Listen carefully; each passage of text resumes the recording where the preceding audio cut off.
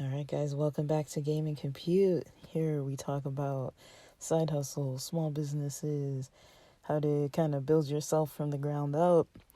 Um, I'm pretty sure since the last recording I've posted, because I haven't posted in a while, a lot has been going on with anything financial, guys. I was learning about the kind of correlation between increased gas prices and increases that we see in like the housing market, and obviously like meme investing and things like that, and then kind of the combination with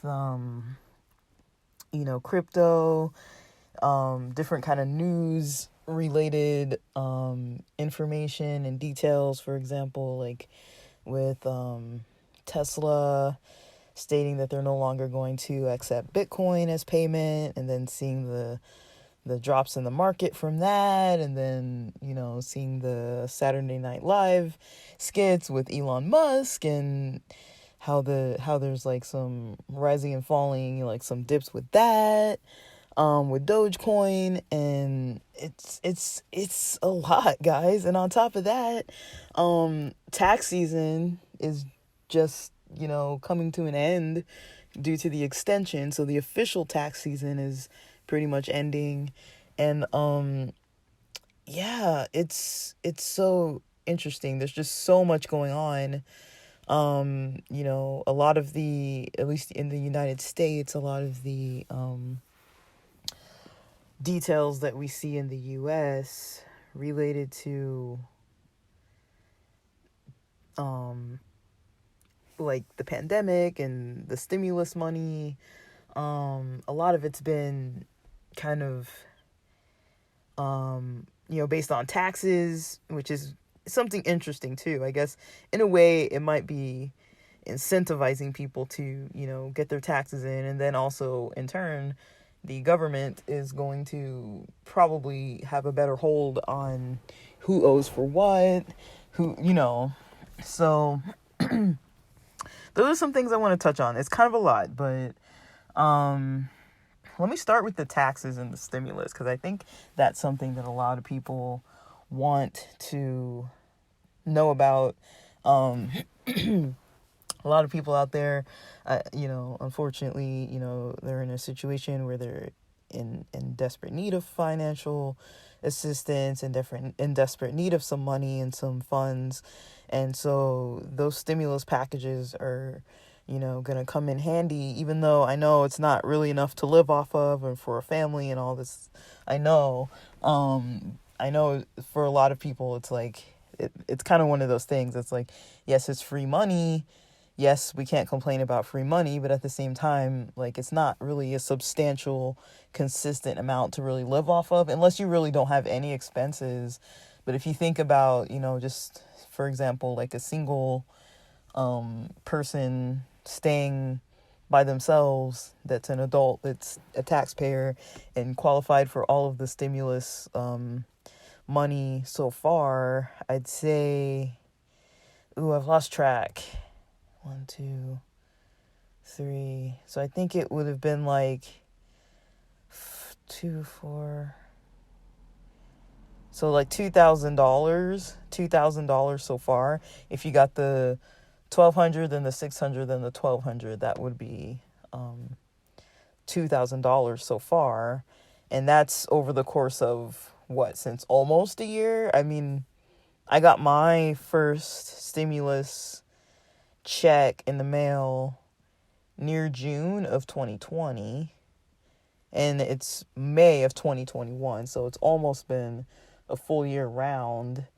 I'm not sure when this fourth, which is the Golden State stimulus where I live, which is based on filing your 2020 taxes, I'm not sure when that one's going to land, but I did file my taxes. I completed them.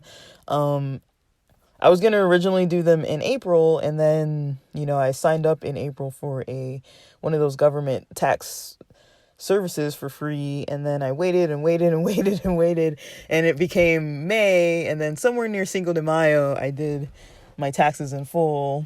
on TurboTax, submitted everything for free, federal and state. Got a letter from, I think the first day that I actually signed up for the initial government the helpful government, like basically there's like a representative that's assigned to you that's supposed to just file your taxes, and you like upload all your ID information and all your your tax forms.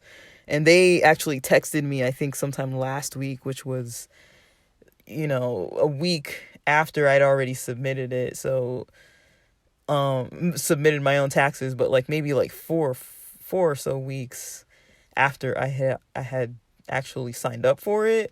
So I'd kind of gotten frustrated with that, because I was like, well, if the money, the Golden State stimulus money isn't going to be available until the taxes are filed, it takes maybe about 2 weeks or however long to from processing time, 2 weeks to 20 days or something like that.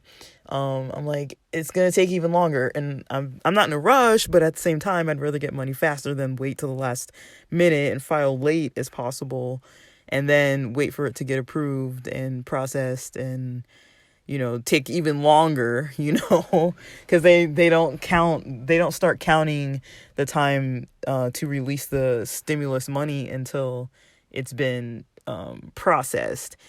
Like first your tax paperwork gets approved, and then it gets processed fully, and it takes more than like a day. So at least more than a day for it to post in the system and for us to get notified and everything. So according to what we know, it takes longer than a day.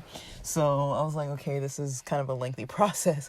Why am I going to wait on it if I don't have to? So I basically was really enthusiastic this past year, between June of 2020 through the coming June of 2021.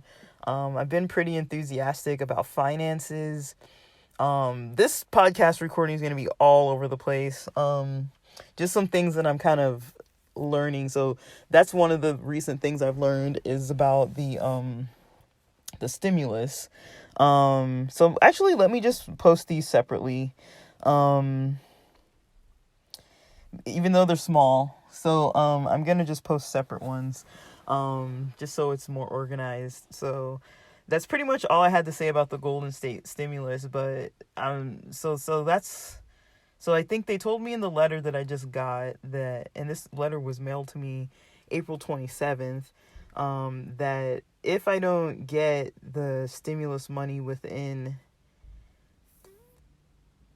7 days, and I don't know if that's 7 business days, but 7 days of the letter's arrival. So it was written April 27th. It arrived at my place today, May 15th. And so 7 more days would be to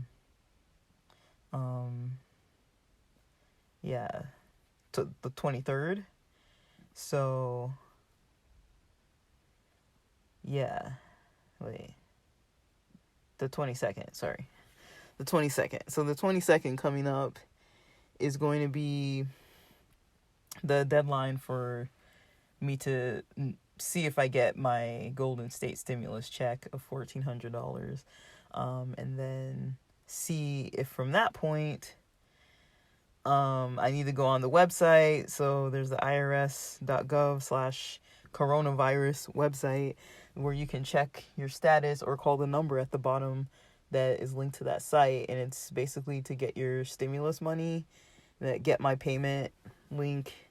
Mine isn't updated yet. So, and I did call the IRS kind of recently too. And the whole times are like, oh, they're so ridiculous. So that's one thing that I've been kind of, when it comes to like small businesses and, side hustles or startups and things like this, it's good to know, before the money arrives, what do you want to spend this money on? So I already told my friends, I was like, yeah, I'll go to a concert. Like, I don't mind spending a little bit of it, but I'm not trying to I think in November, I think Rufus the Soul's playing in Denver in November or something.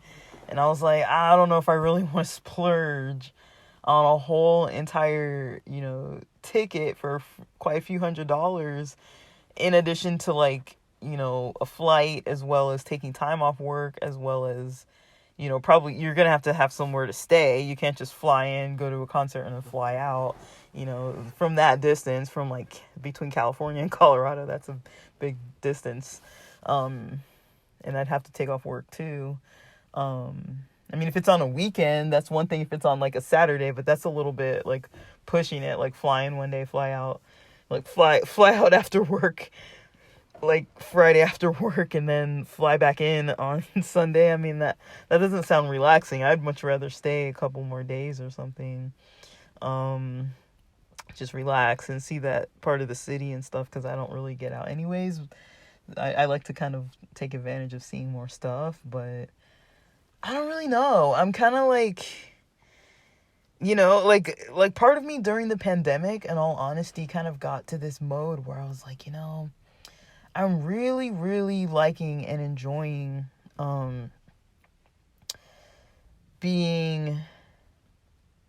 I'm really liking and enjoying saving money.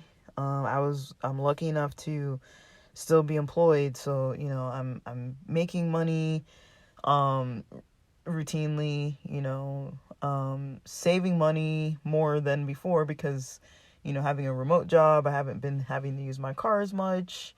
There have been some expenses like that probably wouldn't have come up, like not driving my car for a couple of days and accidentally leaving on one of my lights or door slightly ajar or something like that, and having the battery run down, which probably wouldn't have happened if I was driving to and from work every day. I would have maybe caught something like that earlier. But the cost to have someone come out and like jump the battery or like something like that, like small expenses like that, or like stuff that mostly it's like little stuff I don't notice about the car, like I drove over a nail, and then like I kept wondering why my tire felt a little bit low every like week or so, like once a week I was noticing, or every other week or so I was noticing, not too often though, that it was getting flat a little bit. And I was like, why do I have to keep putting air? Like the nail looked like, I did see the nail, but it looked like it was between the treads. And so I just thought, oh, it was just like there, and I didn't want to pull it out. But I was like, let me just test it a little while and see if it's really punctured. And yeah, sure enough, it was really punctured all the way through, enough to be draining some of the air. So I had to get that patched. These tires are new. They're not even a year old. So I was like, and I don't remember where they're from. The mechanic who worked on this car last put on the 2 front tires new, and they're under warranty, but I don't know where. So it's probably somewhere up in LA. That's like 120 miles away. So it's probably like a branch down here too, but it's under that mechanic's name, I believe. So I was like, so I couldn't just go to any like one of those like discount tire stores or something like I usually would do, and just kind of get services through there, and like maybe even get it replaced or whatever. But yeah, stuff like that comes up. But there is a percentage of these stimulus checks that I do set aside for projects, financial projects, as well as like the side hustle projects. So right now I'm building up a fund again to put back into a couple new projects. But the stimulus funds, I mean, I need to do the math on it all, because I've been saving some of my own money. So I have a percentage that I save of my own paychecks. I have a percentage that I'm getting from the stimulus checks, and taking some of that money out and putting some in savings and some into, stocks or crypto and other investments. I have my retirement fund, and I'm going to be looking into some index funds and some other dividends, other things, but I mean, it's all just me slowly trying to learn more about finance at the same time as like incorporating it into a lot of the projects I'm working on.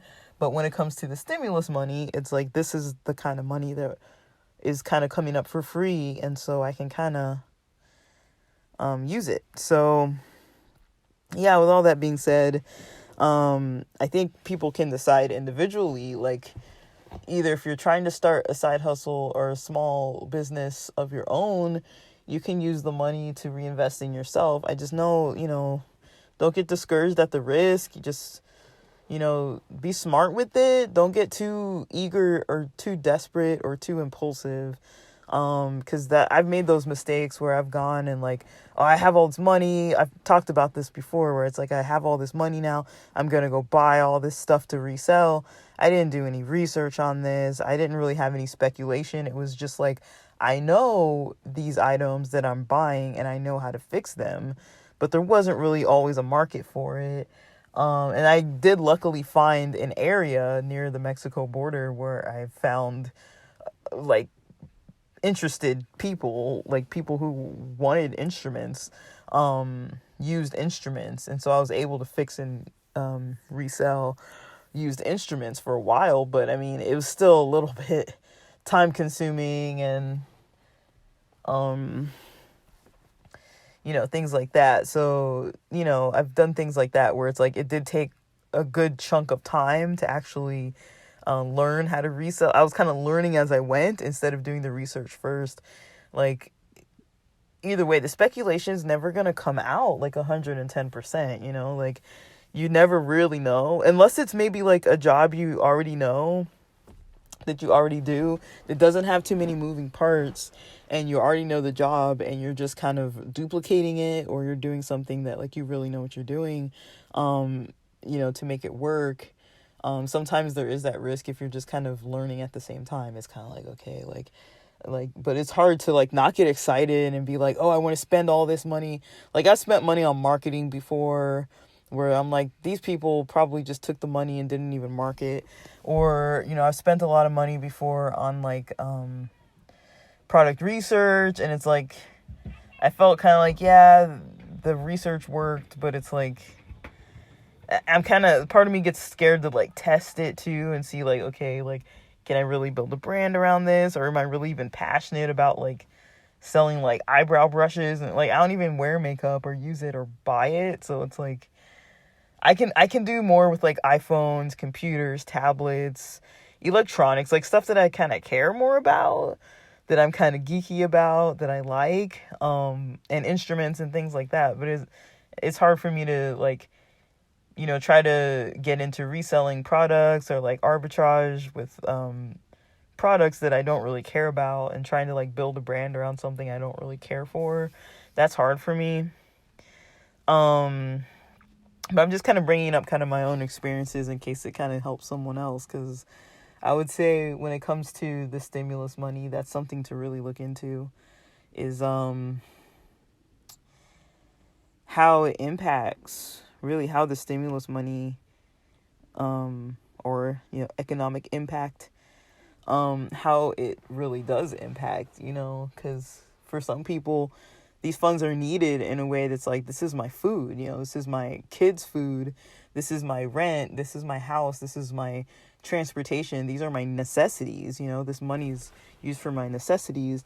And other people, they're going to be creative with it, other people are going to donate with it, other people are going to, spend and, purchase and buy things that they may not need and may regret later, or spend and just splurge and live in joy and just do it that way. But the joy of the moment, and like just live by the fun of the moment and all that kind of stuff. But I feel pretty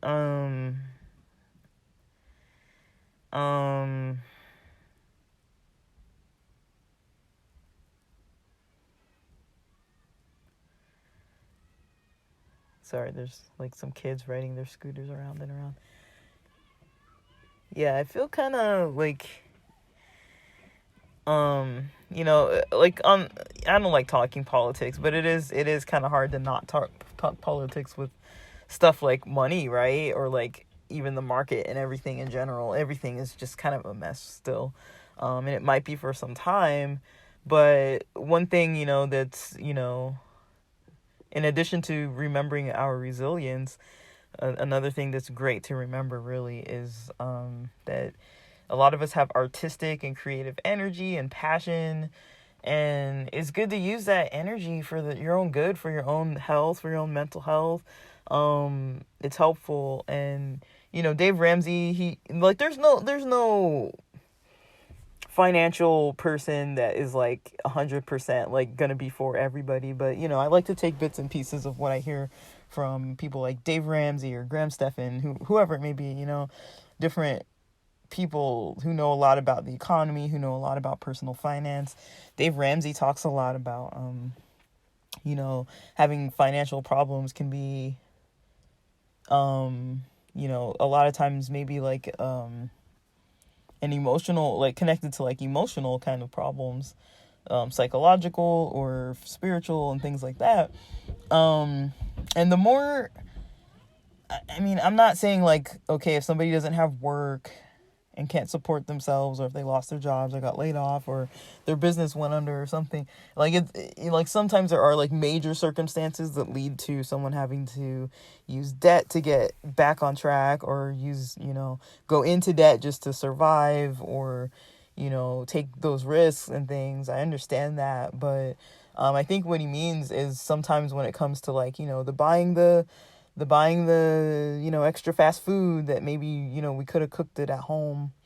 Like for example, KFC, you can get a KFC, I think 2-piece chicken meal combo for about $7 or something, around $7. Or you can go to Ralph's and get an 8-piece chicken, 8 pieces of chicken and a side. Like the sides are like $4. The 8 pieces of chicken is like $7, $8. And then you can get maybe another side. So about $8 in sides if you get 2 sides, and about 8 pieces of chicken for, let's say, another $8. That same meal, that would be like four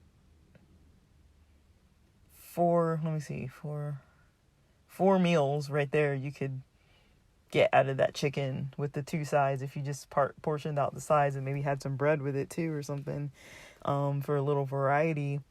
Yeah, that's like 4 meals you can get at, like, let's say if it's about $16 total, that's about $4 a meal. So you can get 4 of a very similar meal for $4 each meal. I mean, that's $16. If you do that for lunch for like most of your week, that's already like your lunches, and it's $4 for your lunch versus like $6, $7. And it's a little bit healthier, but it's not that healthy. But I mean, I'm just saying, if you want just like the instant aspect of it, you can literally go and buy pre-made foods that'll last you longer than the one fast food meal. But I get it, sometimes you don't want to get out of your car, sometimes you don't want to like, I gotta get like fully dressed and like go out, or like, but all that's kind of mood stuff, right? It's like, I don't have the energy, I'm stressed, I don't want to do it, that kind of stuff, that kind of like style of thinking. And I'm not saying like people shouldn't think that way, I'm just saying I know I think that way too. And I'm starting to look at it differently and say, okay, like when I notice that I want to order the Uber Eats, or order the Instacart groceries, or order the fast food meals and not go into a store, or not like get that healthier meal, or not just go buy something that makes sense to like make like a small meal out of it, I'm probably running out of steam, I'm probably stressed out, I'm probably overwhelmed, overworked. And for me at those times, money is less important than time and energy, right? I no longer at those times want to trade my time, energy, social energy, having to be around people in the stores, and how chaotic it can be sometimes at different rush hours of time, or just the fact that everything changes so often now. Do you wear a mask? Do you not? Can I park at this place? Do I have to wait behind these people? Can I use self-checkout?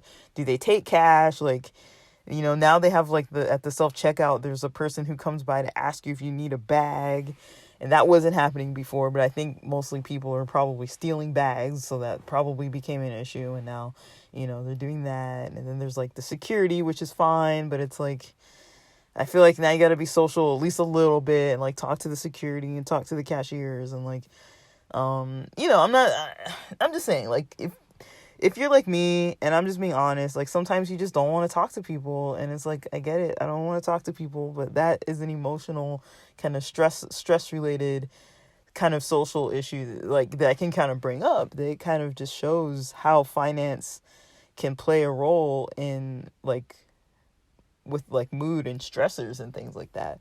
Because if I wasn't stressed, or if I had the energy or wanted to spend that extra time and wanted to just focus more on financial aspects being like the primary focus, I wouldn't spend the extra money.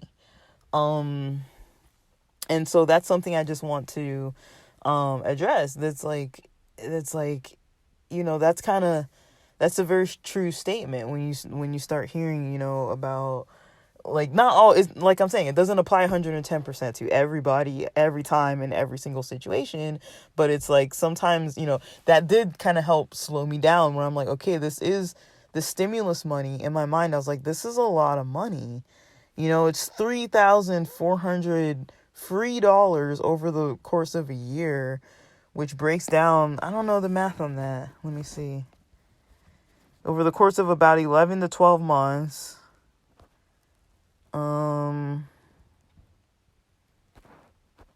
Let's see. So per month, that's a little over $283 a month. $283. And for someone like me saying, okay, if I want to, the next move that I make into another like place to live, into these apartments I've been looking at, if I budgeted in my mind, I'm like, I need an extra $400 to $500 a month to be comfortable.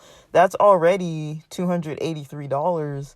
It's like I'm already almost there for 1 year anyways, but it's like I wasn't looking at that money as being only towards rent, but stuff like that. It's like the more I started looking at my finances and looking at my budget and looking at the numbers, I'm like, oh, these numbers do add up. I can spend like $1,000 every 10 days or whatever, like whatever the numbers look like. It's like I can break it down into how much I should spend in a week, how much I should spend in a pay period, how much I should spend in the month, how much I should spend every week, how much I should spend every day. I've even given myself, I'm like, if I don't count like parties for friends or going out for like drinks or like dinner with friends or whatever, and I'm just like counting only just like my grocery expenses, my transportation expenses, and like necessities and things like that, I got it down at a certain point where I was like, okay, I can spend $33 a day and still have an extra couple $100. This was like, say I was like on a trip, like after a trip, and I was like, these were the numbers I came up with. $33 a day for one person. I'm one person. $33 a day. I don't have to drive to work because I'm remote. The driving I do is usually after work, which is, getting groceries and like, I don't buy a whole lot of food at once. I usually, because I do need to start and like move my car every day because it's kind of an older car. So I'm like, well, why don't I just use that time to go to dinner, get dinner, or go to the gym, and there's, I do a variety of things, but that's kind of my mindset, right? I'm like, let me use that time to kind of multitask. Like I have to start the car anyways. It's nice to get out of the house, do some errands, do some things for myself, that's my health time.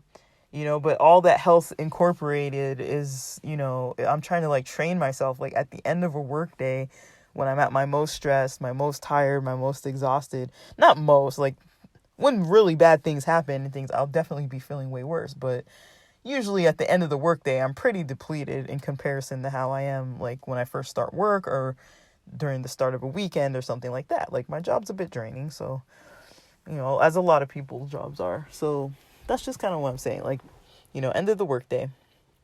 My energy is kind of, I'm kind of tired by that point. That's the time where I'm like, I've already previously, before that time, decided how much I'm going to spend. So during a certain time period that I'm talking about in this example, I told myself between this paycheck and the next paycheck, I can spend $33 a month, $33 a day, and still save this amount of money that I wanted to save for that month or whatever, for that week or for the next pay period, which was going to be another 2 weeks. because the rent's coming out of that pay period, but then the extra money saved was going to go towards some needs during that section, so that I have more money basically to work with, to try to get things on track. And so that's kind of how I started, was like, how much can I live off of? And I realized when I was like, $33 a day is a lot of money when you're buying groceries, because you're not going to buy $33 worth of groceries every day for one person, unless you're like a bodybuilder or eat food that's really that expensive and cook it all and eat it all every day. Like, usually you're going to buy enough that's going to last you for at least 1 to 2 days. If you buy like packs of salad or like lettuce or whatever it is that you're buying, it's going to last you a bit, right? At the grocery store, the stuff you buy lasts a while. It's not like fast food where you can buy like $15 for like a ramen, and that'll be half of my, I can spend lunch and dinner eating out, on a weekday, and if it's $33, and then like a $3 quick little some breakfast bar thing, and maybe like a cheap coffee, that would be $33 versus I can make that stretch a lot longer. Like, $33 is like, you can even fit in all your 3 meals, decent amount of food for 3 meals. Even if you eat like Subway or something, it's still going to be cheaper, like $7 or so for a foot long. Maybe up to $10 if you put, maybe $12 if you put everything on it. But I mean, and it's like a combo maybe, but yeah, I don't know. But yeah, that's just kind of how I'm learning to look at things, is, trying to think about it before, so I know what numbers I have to work with. Like, there was a point, honestly, I'll be honest with you guys, before I would look at my bank, I would actually be scared to check my bank. I would literally, you have a bank app, right? Like, and you know how all you do is press that app. Maybe if you have a newer phone, it like scans your face or whatever. Like, you log in with a 4-digit pin or whatever it is, and then it opens your account, and it shows you right there, usually at the very top. The first thing you want to see is like your available balance. It's like, oh shoot, my balance. Like, I would get, literally, it would upset me. I mean, I laugh about it a little bit, but at the same time, it's like, it would upset me, like, to check my bank. And the reason why is because I wasn't budgeting, I wasn't spending properly, and there would be like a few weeks into like a paycheck, I would be like, okay, usually about this time I'm struggling for money, and I'd like check and be like, oh, okay, I got enough for rent, and then like after I pay my rent, I'm screwed. Like, or like I need to like get a loan to make the rent, or like whatever. But it's like, it wasn't because I didn't have the money, it was because I was tired after work, so I was like, I'd rather like nap an hour or watch like a little Netflix while I wait for like a $25 to $30 delivery of food to come just for like one meal. Or, something along those lines, where it was like I was doing excessive things to try to cope with the stress, but then it was also causing that stress of having no money. And so I was like, man, it's stressful for me. So I started little by little making it easier and easier for me to track it. And the first thing I really did was look at the money. And I was like, okay, I'm taking all these checks. I mean, all the rent money. And I'm like, that's my biggest expense. After rent, how much do I have? And then I said exactly how much I had. And I said, after paying the car insurance, paying the, maybe if I had a loan payment to make or something, after I pay all those necessities, how much do I have? And I was like, what else do I have to do during the month? I'm like, I have to pay groceries, I have to pay for gas. Those are really the only things. I don't really have to go out and spend a lot of money with my friends, which I love to do. I love to go out with them and see them and stuff, but I don't really have to like pay money to do a lot of that. So I'm like, okay, that's kind of a pressure end for me, is like spending with friends, because they can get me really kind of hyped up about like, let's take this trip, let's go to this concert, let's go do this thing. So we did have a whole year where none of that was really happening because everything was closed. So I was like, well, at least I'm saving a lot of money because there's nowhere for us to go, and we can hang out at the beach, hang out at the park. It doesn't cost a lot of money. But we didn't do anything, right? So I'm like, cool. So I said cool to it. I let everything kind of just pass by. And just kind of got on with my, with my days. But once I realized how much was going to be spent out of all the money, say like even app subscriptions, all the money that I know is going to come out if I'm not going to cancel any of the things that I know I'm going to pay for in that month. I was like, I really don't have a lot of major expenses. I really don't. I'm just spending more than I should because I'm not counting, I'm not calculating, I'm not thinking about it. I don't even know how much I should be spending. So when I spend $25 here, $25 there, $35 there, $40 here and there, and I'm not looking at my account and noticing it's adding, I should cut back more, or I should be a little more frugal, or I should stop spending maybe because I don't have any money. I wasn't even looking at these things. And I'll be honest, it was because it would stress me out. Because I'd look and I'd be like, dang, now I have no money again. And now that's another stressful thing to deal with. Now I got to get this money, or I got to work more, or I got to like find the money somewhere, and then I'm going to owe. And then it's like, now I got to make more money or be more frugal just so I can pay back this debt. And that can be stressful too when you're like living off of too little. Now it's another issue. And so I realized these cycles that were happening mostly because I had such a stressful job that at the end of the day, I didn't have the energy to even want to budget or deal with any of this. So I literally was like, dude, I have days I can take off work. So let me take off days. I would take off like 5-6 days and dedicate just one day to like listening to finance stuff, watching finance stuff. And I really started getting into it, noticing, okay, let me just implement one little thing at a time. So that first thing I did was I really just looked at my expenses and just took out, okay, this is how much I make in a whole month. This is how much is coming out during the whole month. This is what I have left. And just divvied it up for like 30 days. I was like, let me break this number into a 30-day, number, and then see how much I should be spending every day within 30 days. Say if it comes out to like, I don't know how much that number was at that time, but say if it was $17 a day, right? I'm like, can I live off $17 a day? Yes, I don't drive anywhere. Like before, when I used to drive somewhere to and from work, at least it would cost me about $8 a day just to go to or from work. But I was like, that is $40. Let's say 48 if I'm driving a little bit on weekends too. So $48 a week I don't have to spend. That's already almost $200 a month that I don't have to spend. And so it's like, that's working remotely is actually helping me that way, because I'm spending less than $200 a month because I don't have to get to and from work. And since nothing's really been open, I hardly had to go anywhere. So that's another good thing. And then it really was possible for me to live off whatever that number was, if it was $17 a day or whatever, if I would get groceries, because they would last longer. So it was like, yeah, $17 a day, but $17 at the grocery store can buy me like quite a few days worth of food. If I eat like, for breakfast, I'm like an oatmeal and eggs person. And then lunch, I'm usually eating kind of some form of leftover, something quick, because I'm eating, I work remotely, so I'm eating lunch at home. And then dinner would usually be something, depending on if I'm working out. I try not to do too much of the carbs, but sometimes that's what I want. So it kind of just depends. And then usually there's like a snack in the day somewhere there too. So like a box of granola bars or a box of like Cliff Bars. And then, maybe some vitamin waters here and there, some tea, like bottled tea here or there.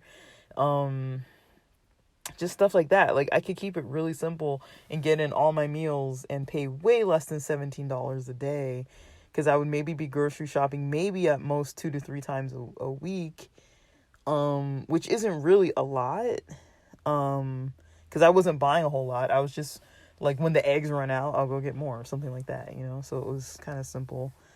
But that's literally how I started. I was like, how much do I need per day? And then I started living on the amount per day, trying not to max that out. And then at the end of every week, or every few days, but at the end of every week, I was kind of like, okay, did I stay within my budget? And I noticed, okay, yeah, it was easier for me to be like, okay, today I went a little over, today I'm still under, and just notice, at least acknowledge that I'm spending, acknowledge what I'm doing with my spending. And then I kind of started realizing where all of it was going.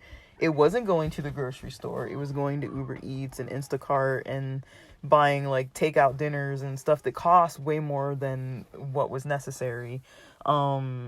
because where I live, man, the food is good.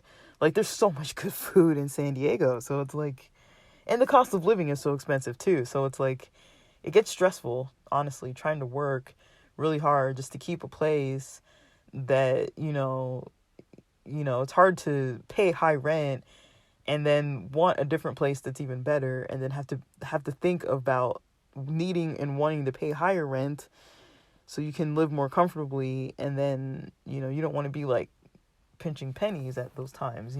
So I started weighing the cost and the benefit of the stress, where the stress was coming from, and I realized the stress I deal with and going to get some groceries is nowhere near the amount of stress that I deal with when I have no money and I'm trying to scramble and get the money to make ends meet, or stress and like even having to inconvenience somebody by like paying late for something, or like having to call some person and I'm going to make a late payment on this bill or whatever it may be. Like, I was like, those things are stressful, they're inconvenient. You have to take time out of your day to do it, and it's like, if you're getting a loan or whatever, you got to take time to do it.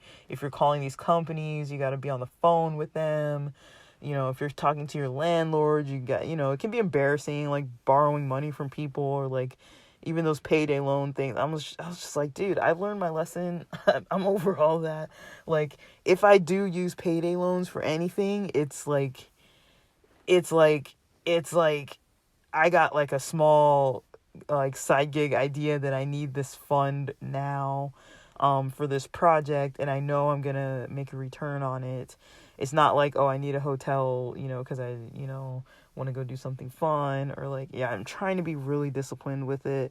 And this is new for me too, guys, so I'm not even like gonna sit here and like act like I've had it together for like years. Like, it's mostly because the stress level of my job, which is still stressful now, but the stress level of my job with being remote, having more energy and time. Yes, it's low stimulation. That stresses me out.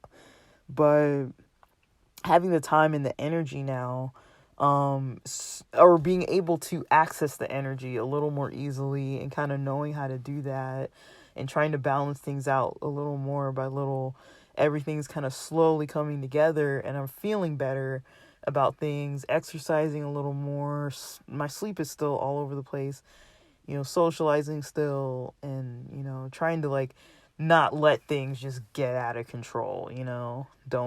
Don't get into patterns of not taking showers. Don't get into patterns of not eating healthy. Don't get into patterns of not exercising. Don't get into patterns of not cleaning. Don't get into patterns of, running yourself ragged. Like, all these things I'm learning are like, these are patterns I need to keep intact, because all of this is related to how I spend my money. Because when one of those is kind of out of whack and I'm not doing it properly, it always comes back on me in a financial way. If I'm stressed and just want to like, binge watch something, I'm going to buy something that I want to watch online right then, because I can get it instantly by pressing a button. If I need some entertainment or something, if I'm feeling a certain kind of way emotionally, I might do something to remedy that, that costs me money. And so, and it's because it's so easy to get stuff online these days, all you really have to do is press a button to get that money. So,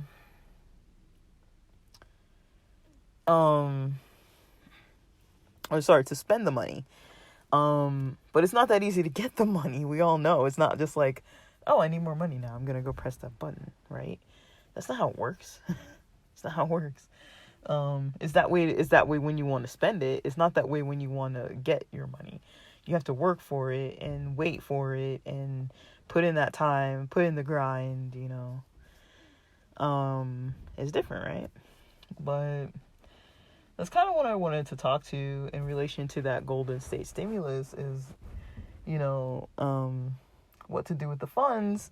Everyone has their own individual plans, but I am one to tell you, if you want to start using this as a path to, build your own financial like comfort and your own future, it's $3,400, guys. If you're able to kind of think through that money, even just to get yourself a little wiggle room, like I mentioned that I did, I mean, there are things I've done that I wouldn't recommend. I've done things in the past, like, you know, just switching banks altogether just to have a clean start because I had so much money that was being pulled out of there automatically. Like, I'm not proud of things like that. I'm not proud of it. And then, like, slowly paying back the bank and, like, having a debt with them. But it's like, I'm not proud of that kind of stuff. But I would say, I had to do it to get to a place where I could just get myself out of that, loop of problems that I had started for myself, but didn't really know where they were coming from. I always thought I just need to make more money. And then when I started looking at the numbers, I was like, no, I need to stop taking out loans. And then I was like, well, why am I taking out loans? It's like, well, I'm going over. But why am I going over? Oh, because I'm spending all this money on like instant delivery stuff. Why am I doing that? Oh, it's because I'm stressed. That's why I'm doing that, is because I don't like the energy it takes. I don't like the way it feels having to go to a grocery store, and I'm grumpy and irritable. So I have like little fixes for that now. Like, usually it's because and I laugh now because I've kind of figured it out a little. Usually it's because by that time of day, like I said, I'm pretty mentally exhausted, socially exhausted, emotionally exhausted, and haven't really had a snack. So I notice usually when I have a little snack before, or like right after work, before I go run errands, that's kind of the easiest thing for me, just get a little snack, even if it's like a little smoothie, have something to sip on, or, go down the hill, go get my groceries, come back up the hill, prep my food. Another stressor that comes up for me is I don't like cooking when there's other people in the kitchen. I don't like small talk. I don't want to interact. It's a little bit of an obligation for me, and it's just a little bit tiring, and I feel like it just drains my energy unnecessarily. So that's another thing that I have to deal with. But also moving will get rid of that issue too, because then I can save a lot more comfortably on food, because I won't have to base it on how long am I going to be cooking, not wanting to cook around people. And so that'll actually save me money, and I'll be able to actually buy food where I can actually be able to cook more often and meal prep. And meal prepping saves a lot too, guys. If you can do it comfortably, I'd recommend it. So there's the meal prepping, and then we have, for me, gas is always the same, pretty much, and yeah, car expenses do add up because I have an old car, so sometimes repairs add up. But it's one of those things. You're either going to be paying on a lease or paying on a purchase, like a fully purchased car, or you're going to be paying on the repairs. So it's like you're always going to be paying for a car regardless, unless you saved all the money first and just paid it outright, which I have not done. And so I'm making the choice to pay for the old car. For now, I can ride this car out quite a lot longer because it's been repaired so many times that it's almost new at this point.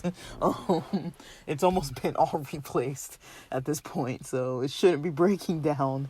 Knock on wood, right? But yeah, I mean, I don't know. It's really hard to like even share and like be too open about a lot of this stuff, because it's kind of like hard to really be like, oh yeah, I've fucked stuff up. Like, really, I have. I've made mistakes. I've messed it up before in my life. So, and I know other people have too. And like, I can tell where there's a part of me to blame. And there's a part of me that I didn't know what to blame or what to look at. And then there's a part of me that was, maybe I needed to be a little more gentle with myself and maybe a little more caring, and not, overwhelming myself about things or making myself feel badly about things unnecessarily. But I'm pretty sure a lot of people can relate, and I'm human, and I was like, when I'm recording, I want you guys to know I wasn't raised in like a financially stable environment. I wasn't given like a lot of money. growing up and things like that, or really taught how to manage it. Let me retract that statement a little bit. I would say compared to some friends growing up, I did get more money than maybe they did. I think when I was a kid, I'll be honest about this. I think when I was a kid, I got about $20 a week. Between like doing chores and, keeping up grades, and between if my folks had it. So if my folks had the money to give, and they weren't really big on giving us money for chores, because they're like, it's your house, you live here, you have a sense of pride in where you live, you clean, you cook, you take care of your own space, you take care of your own family and your own self, and you take care of things. It's just part of, showing that you're mature, is to take care of things. They're like, we're not going to pay you and like incentivize you to do that. It's something that you should just do for your own well-being. And I kind of do understand that. And then my parents were also kind of like, well, we're not going to like take away money from you, because they were also big on like, I'm not just going to take something to you that I already gave to you. And so they were more like, okay, we'll give to you if we have the money available. So there were times when I got an allowance of $20 a week. And then when I got a little older, I would get like, I think $100 a month. But this was only like if my parents had the money to do this, and that was our allowance. And I remember even when I was younger, just kind of like spending it. I wasn't good with money as a kid. I think our mom would take us to the store like once a week or something and let us kind of spend our money or whatever. And yeah, I think there was once where my dad gave us $1,000 for a year. I was older at this point. I want to say I was in like,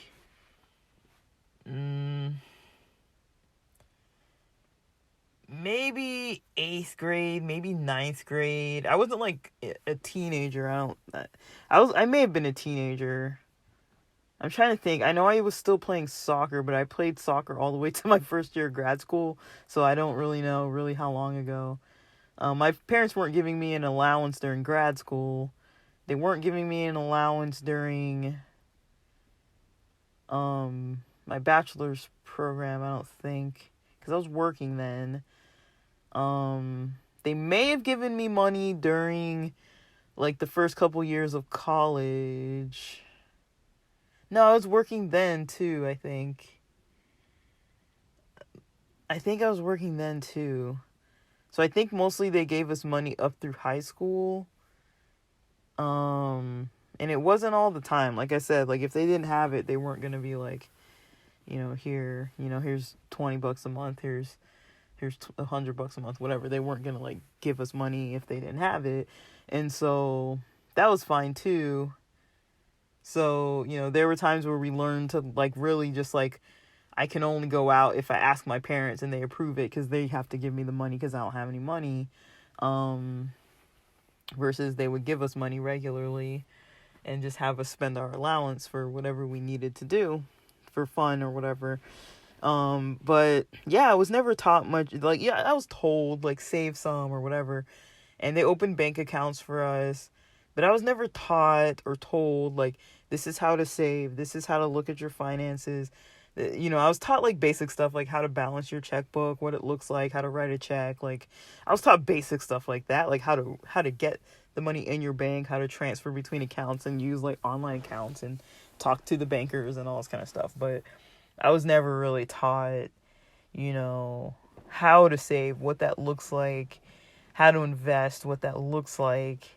I was taught, how to spend time studying, practice a religion. There were things that kind of carried over, as in like having a good work ethic and, having faith and having, a sense of like discipline towards like, like we went to church pretty much without fail. Like I said, before when I've talked to other people, like I can't even remember honestly in the time when I was going to church from when I was very young until probably sometime in grad school. I can't even count on my hand 10 times when I didn't go to church. I remember a few times I skipped because I just was overwhelmed and just tired, but it was just a part of my week. We just did that. I never really thought too much about it until once one of my friends who wasn't in the church at all was like, she was a good friend and she would just visit her dad and she'd come hang out with me and stuff too. And she would be like, one day she was like, yeah, I bet you can't wait till you move out of your parents' house because once you get to college, you probably won't go to church anymore, huh? And I was just like, that's the first time someone had kind of brought that up to me that I was like, oh, I never thought about that. That people like assume that I don't like it. Because I mean, now looking back, it's kind of maybe a different feeling about it. But I mean, then I was kind of like engulfed in it and kind of, I liked it for the social aspects. I liked that there were planned events. Like, we went out a lot. We did a lot of stuff. We had a lot of fun. It wasn't all miserable. So, like, I felt like it was fun. But yeah, guys, it really is possible. So possible to get things under control. And I mean, like, even just getting to the point where you have even a little bit of money left over, for some of us, we know that would be like a miracle. To be able to live off of the amount of money that you have and even have $15 left over that you hadn't spent, or $50 or $100 or $200 or a few $100s, or had made extra money from a side hustle on top of your work, that was like a significant amount of funds that you could do something with too, and have other money on the side and like another income stream making more funds for you. Some of us, don't know what that looks like, but the first step really is going to be being able to live off of what you do have, if it is actually possible. Because I understand not everybody gets or makes an amount of money that they can live off of. And I have to keep repeating that because I know not everybody has steady work. Not everybody has benefits. Not everybody has certain of the same things as others. And so I'm talking to like a variety of, diverse ranges of people that I can't really tell where everyone's kind of coming from. But I do know, definitely considering, that, there are people that might be making minimum wage. I was watching something, I don't know how long ago this was recorded, but it was like talking about certain states where they make like $7 something minimum wage, and how much they needed to live off of. I think they were saying a single mother of two would need to live off of $35 an hour versus the $7 something an hour that a lot of them were getting. Plus they were having additional jobs just to try to make that money up, meaning that's less time that they spend. There was one lady that had 3 jobs and kids. There was another lady who was saying like she made like $2, $3 something on a $2-3 something an hour working at like a diner or a restaurant, because they expect that the waiters get paid tips. And so it's like, man. And for people to have multiple jobs, and these are young people, it's like that's going to cut into your health, that's going to cut into your life, your time, your social, your education, being able to like build a life for yourself. You have to have more than just enough time to like sleep and eat a meal. Like, you have to have time and energy to plan and relax and recover and have fun. Like, it all has to be balanced. It can't just be work. So, getting out of even that is such a challenge. And I know there's like systems at work too. It's not like, oh, these people can't do it or they're lazy. I do not think that way at all. There's a lot of different systems at play. There's a lot of different factors at play when it comes to finances. And that's what I just want to put out there, is that there are a lot of things incorporated into all of this. And so, don't lose hope. Don't get discouraged. Don't think that it can't work or that it won't work. Even though we're seeing that like everything's kind of really sporadic and chaotic and scary and up in the air. Study the people who are making it. Study the people who did things the way that you can see yourself doing things realistically, and try to repeat it in a way that's not impulsive, and in a way that is predictable and slowly building up to something that you can manage. And with that, I'm running out of time. I got 6 seconds. I'm going to sign off and say goodbye. Thanks for listening.